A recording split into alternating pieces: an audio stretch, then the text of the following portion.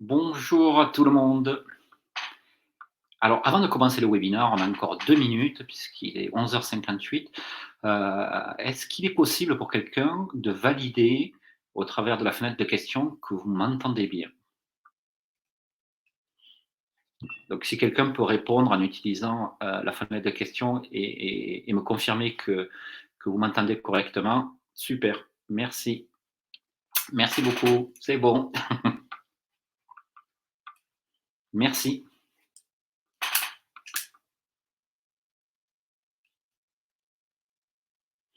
Alors, on commence dans 1 minute maintenant, puisqu'il est 11h59.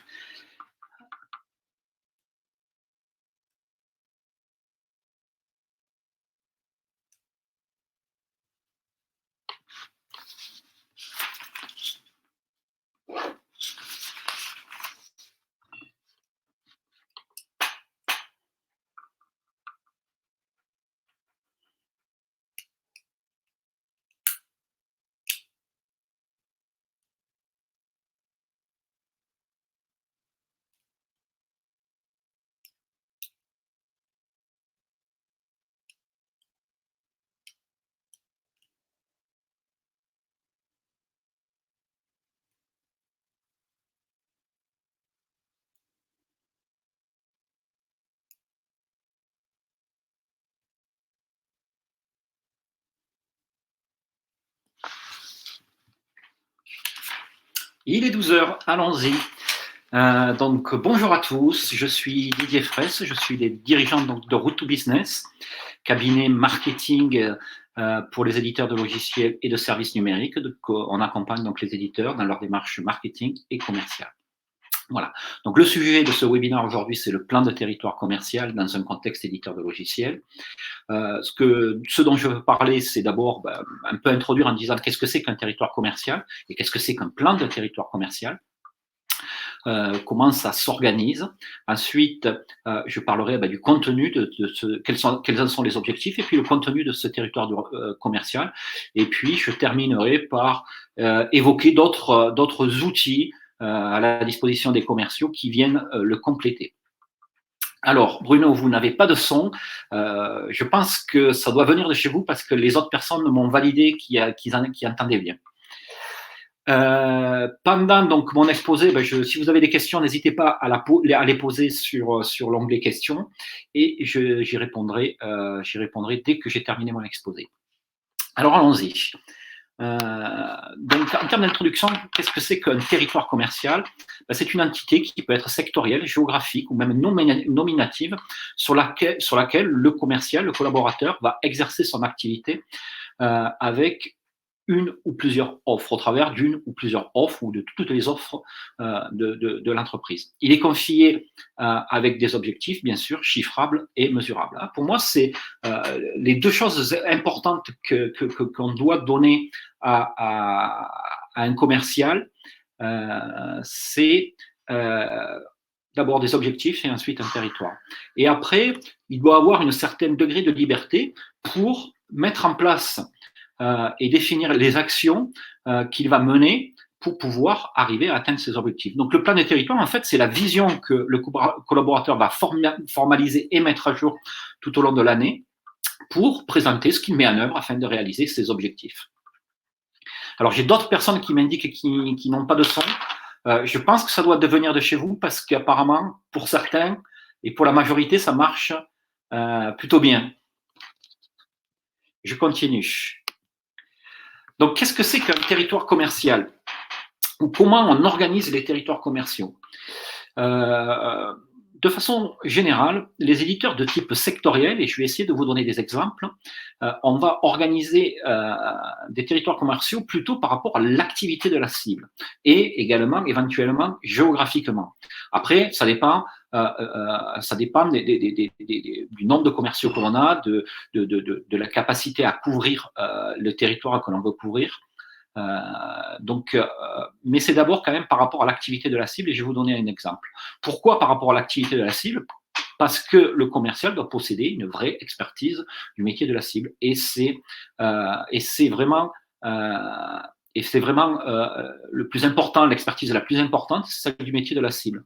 Je vais vous donner un exemple. Tiens, je vais prendre l'exemple d'une personne qui participe parce que j'ai vu passer le nom, c'est Vif. Vif, donc, est un éditeur qui fait de l'ERP, du MES pour l'industrie agroalimentaire. Et donc, c'est un éditeur qui est pleinement sectoriel. Et donc, mais par contre, il va s'adresser à l'industrie agroalimentaire. Il va y avoir des variantes. Je sais pas, par exemple, l'industrie de la viande ou la fabrication de produits élaborés qui sont des process de fabrication et des process industriels complètement différents. Et donc, peut-être, et si on peut se le permettre, on va essayer d'organiser nos territoires commerciaux en donnant à un commercial peut-être un secteur d'activité ou une partie d'un secteur d'activité. Voilà. C'est-à-dire, on va organiser ça par type d'activité parce que le process de production de viande ou de fabrication de produits élaborés sont des choses très différentes et nécessitent des expertises différentes. Donc ça, c'est pour un éditeur qui est centré sur un secteur d'activité. Ce que j'inclus dans les éditeurs sectoriels, c'est aussi les éditeurs qui sont centrés sur un métier.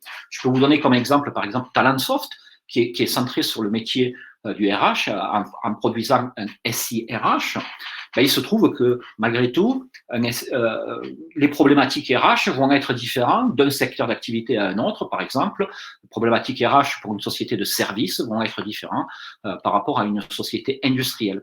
Et donc, pour être capable d'appréhender ces problèmes avec ses prospects et avec ses clients, il est bien d'avoir cette expertise du secteur d'activité de sa cible. Et donc, là aussi, on essaiera de choisir plutôt une sectorisation ou des territoires de connexion en fonction de l'activité de la cible. Et bien sûr, en mettant une dimension géographique parce que on veut peut-être limiter les déplacements, etc., etc. Alors que pour les éditeurs horizontaux, qui eux sont des éditeurs qui sont beaucoup plus techniques et qui généralement vont s'adresser à une DSI, là, on va le faire par rapport à notre offre produit plutôt, et éventuellement là aussi de façon géographique, parce que l'expertise technique est la plus importante. Et si je vous donne un exemple, je peux prendre l'exemple de OODrive, qui va avoir, donc, qui est un éditeur horizontal, 3 types d'offres. Des offres sur le partage de données ou le partage de fichiers, d'autres offres sur la sauvegarde et l'archivage, d'autres offres sur la signature électronique. Et là, on a besoin vraiment de compétences techniques pour vendre ces offres. Et donc, on va organiser plutôt les commerciaux par rapport à ces compétences techniques et donc par rapport aux produits ou aux solutions. Voilà. Donc, finalement, dans une organisation telle que je viens de la décrire, on va avoir des territoires commerciaux qui vont avoir des potentiels différents, bien évidemment. Et donc, les objectifs commerciaux doivent être différents. Hein, c'est-à-dire que, normalement, dans une organisation, on va déterminer l'objectif d'un territoire commercial en fonction du potentiel que celui-ci possède. Et donc, de la même façon, la partie variable de la rémunération d'un commercial se définit plutôt par rapport à l'atteinte de ses objectifs, et beaucoup plus sur l'atteinte des objectifs que sur un pourcentage sur un chiffre d'affaires généré. Je ne sais pas si vous voyez la différence, hein, mais je vais prendre un exemple. Tiens, prenons un éditeur d'une application SaaS, quelle qu'elle soit. On va parler d'objectifs, là, un des objectifs principaux qui va être l'ARR, Annual Recurrent Revenue. Donc, on va suivre cet objectif et généralement, chez les éditeurs SaaS, cet objectif se situe entre 300 et 600 000 euros par an pour un commercial. Et donc, là, on va définir donc la partie variable de sa rémunération par rapport à l'atteinte de son objectif. Si cet objectif est de 400 000 euros, on va dire, si cet objectif, tu l'atteins à 100%, tu vas avoir tant de primes commerciales. Si tu l'atteins à 80%, tu vas avoir tant. Si tu l'atteins à 120, etc., tu vas avoir tant. Voilà. Donc, c'est par rapport à un objectif plutôt qu'un pourcentage, plutôt que de dire, tu vas avoir ta prime commerciale va être égale à 3 ou 5% de l'ARR que tu vas faire. Pourquoi? C'est une question en fait d'équité par rapport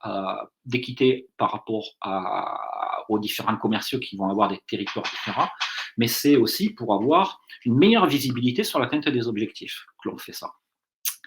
Voilà. Et si vous avez des questions, hein, je passe sur ce sujet assez rapidement pour pouvoir entrer dans le détail de ce que c'est qu'un plan de territoire plus rapidement.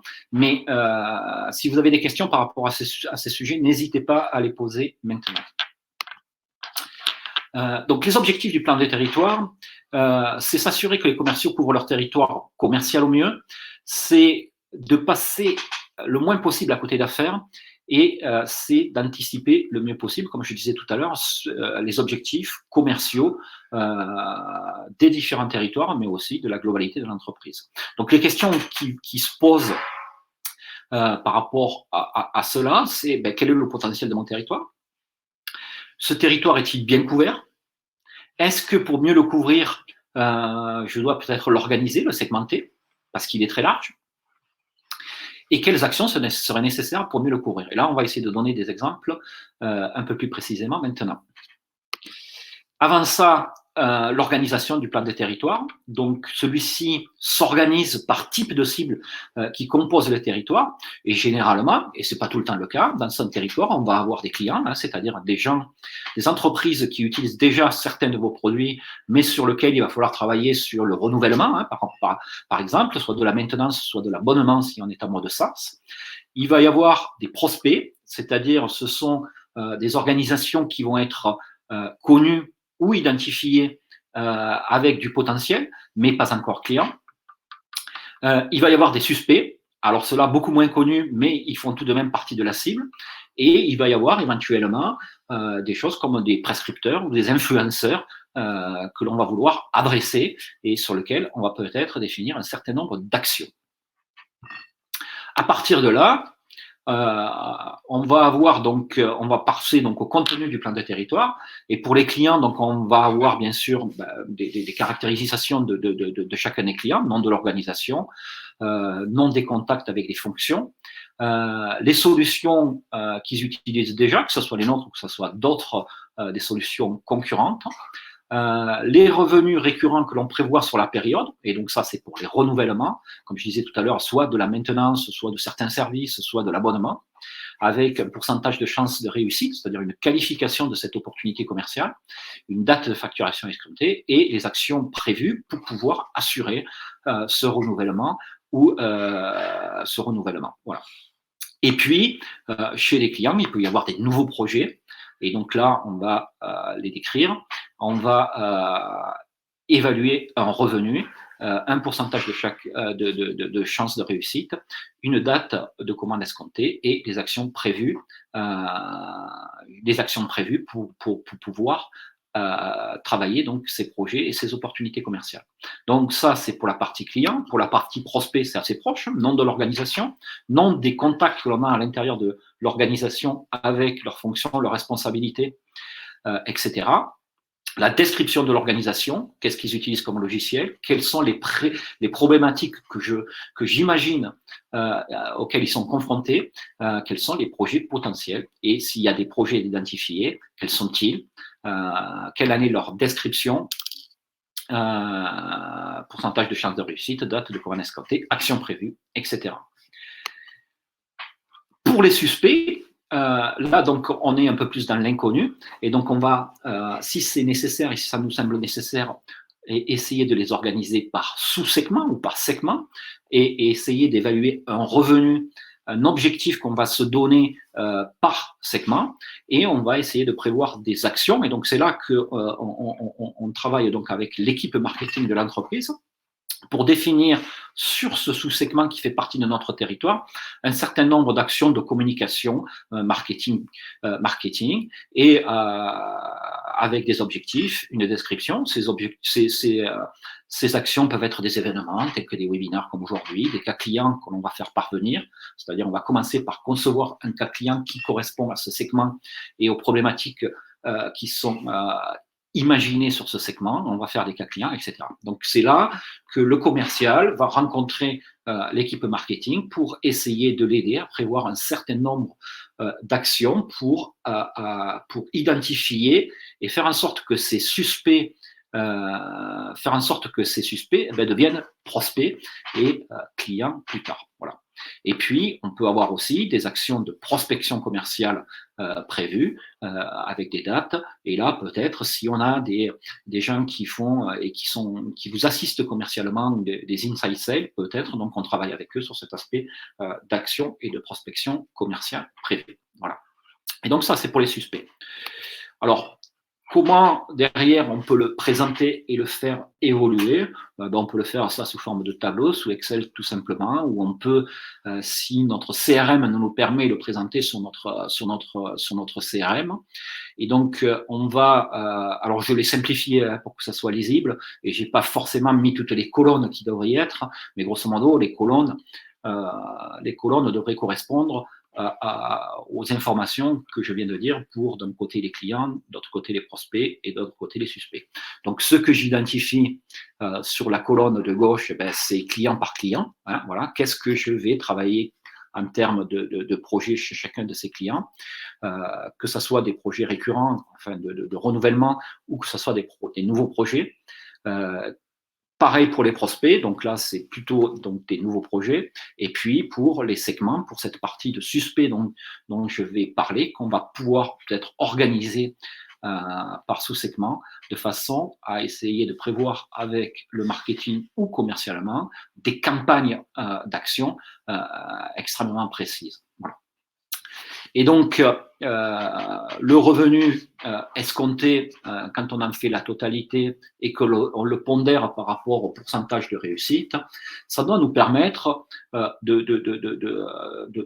d'arriver vers notre objectif global et de se donner même un peu de marge. Donc, le fait de faire et de travailler ce plan de territoire donne à un commercial une certaine visibilité qui lui permet d'étaler en fait son objectif sur un certain nombre de clients, de prospects, d'actions et d'avoir donc plus de chances de le réaliser. Il donne également plus de visibilité quant à l'atteinte de l'objectif du commercial pour la direction commerciale. Voilà. Donc, ce plan de territoire, l'idée, c'est pas de le faire une fois et de le laisser tomber, c'est surtout de le faire évoluer dans le temps, au fur et à mesure que l'année se déroule, et de faire avec ses collègues et peut-être sa direction commerciale une review de ce plan de territoire mensuel ou bimensuel en fonction de ce que l'on en fonction de nos reviews business qui sont programmés. Voilà, donc pour compléter maintenant le plan de territoire, et je vais terminer là-dessus, on peut avoir donc un plan de compte qui va permettre donc qui s'adresse donc en fait aux comptes importants dans un territoire. On va peut-être avoir quelques comptes qui sont extrêmement importants, c'est-à-dire où il y a des enjeux qui sont pour nous très importants en termes de business. Et donc là, on va aller un peu plus loin que ce que l'on a fait dans le territoire, où on va avoir un document qui va faire un mapping du compte, c'est-à-dire bien comprendre tous les acteurs qui sont à l'intérieur de son compte, les relations entre ces acteurs, et qui va vraiment définir une stratégie d'approche de ce compte, essayer de voir s'il faut qu'on aille rencontrer de nouvelles personnes, etc., par rapport au projet qu'on a identifié. Donc, je ne vais pas dans le détail de ce truc-là parce que c'est en dehors du sujet plan de territoire. Mais c'est important pour les comptes importants. Et de la même façon, on peut avoir le plan de conquête qui ressemble. Là, c'est pas par rapport à un compte qui est important, hein, pas par rapport à un client qui est important, mais par rapport à une affaire. Donc, c'est pas obligatoirement sur un client, ça peut être sur un prospect, mais c'est une affaire importante. Et l'idée, c'est de se donner le maximum de chances de remporter donc cette affaire importante, avec une réflexion donc sur la capacité que l'on a à se positionner correctement sur cette affaire et à la gagner, et donc la définition d'une stratégie d'approche. Les avantages de ces pratiques, plan de compte, plan de conquête, mais également plan de territoire, c'est de pouvoir s'appuyer sur une méthode et un document, un support pour pouvoir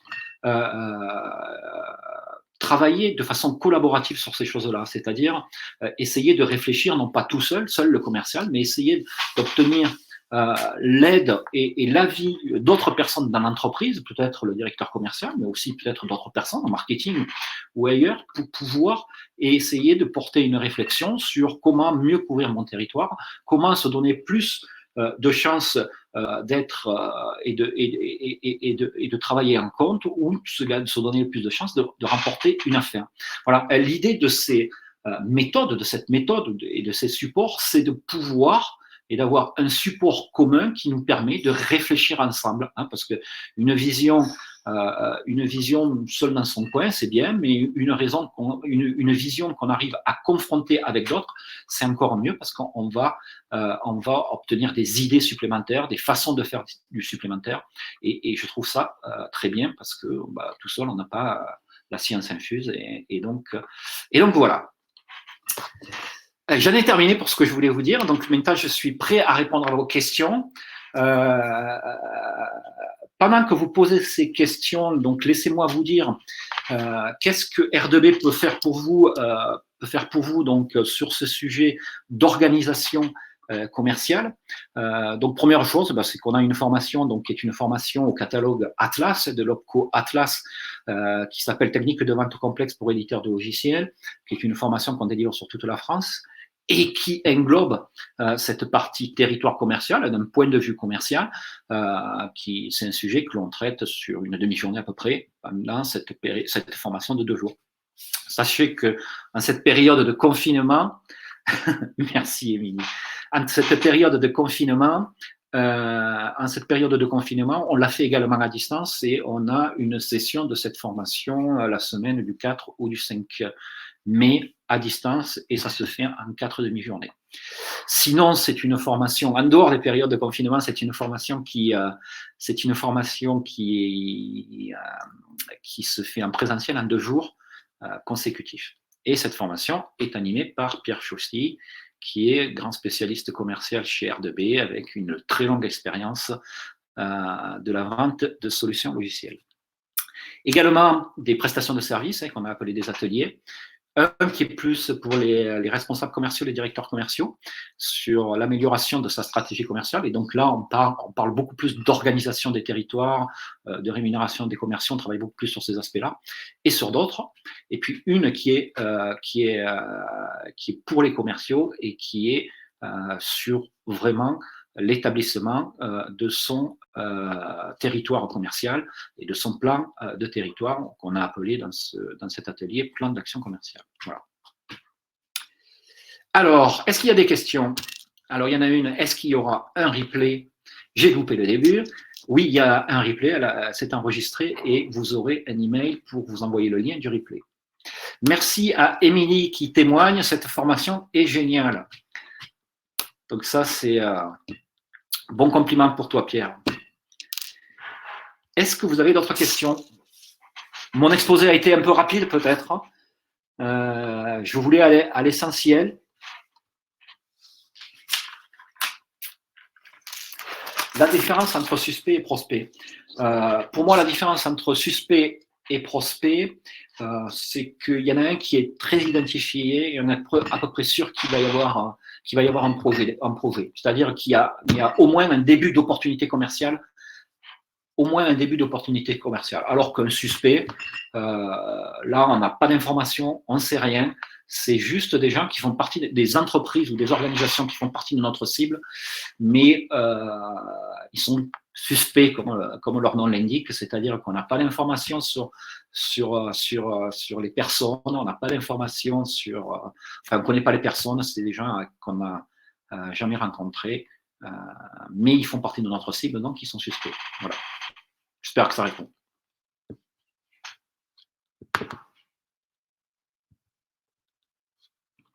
Il n'y a pas d'autres questions?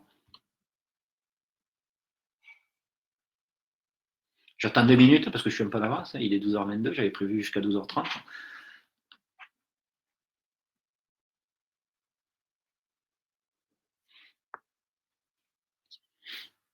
N'hésitez pas si vous avez des questions. Oui, je l'ai peut-être pas dit, mais vraiment l'organisation commerciale, c'est-à-dire d'une part le territoire, l'organisation des territoires, mais également les objectifs que l'on définit, c'est quelque chose qui doit porter notre stratégie commerciale. Euh, c'est vraiment quelque chose qui doit porter notre stratégie commerciale. Donc il faut les définir en fonction. Voilà. J'ai une question. Généralement, associez-vous un SWOT ou le SWOT de territoire au plan de territoire? Oui, oui, oui. Je sais que Pierre, quand il fait la formation commerciale, il en parle de ça. Et on associe effectivement avoir une réflexion sur au moins la partie force et faiblesse, mais aussi opportunité, menace, par rapport au territoire. Et c'est bien mieux de le faire par rapport à un territoire précis, le SWOT, que de façon générale. Donc, effectivement, avoir une réflexion sur les forces qu'on a par rapport à ce territoire et les faiblesses, mais aussi les opportunités et les menaces. Et dans les opportunités, il y a le potentiel de ces territoires. Mais aussi, il peut y avoir la défaillance d'un concurrent. Enfin, il peut y avoir des tas de choses. Je pense que c'est extrêmement bien d'associer une réflexion SWOT au plan de territoire. Y a-t-il d'autres questions?